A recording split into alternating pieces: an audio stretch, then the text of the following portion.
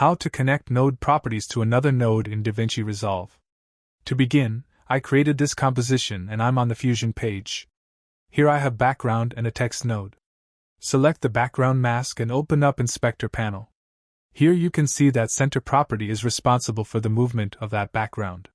Right-click on the center property and choose Publish. Now select the text node, and in the Layout tab we have this center property which is responsible for the text position. Right-click on it and choose Connect to Rectangle 1 Center. Now you can select the text and move it around in the viewer, and the background will change as well. Also, you can select the background and move it, and the text moves as well. Now let's use another way to connect nodes to each other, which we have more options. Undo the changes. Select the background mask and in the inspector click on this pin button to pin this node to the inspector. Select the text node, right-click on the center property, and choose Expression.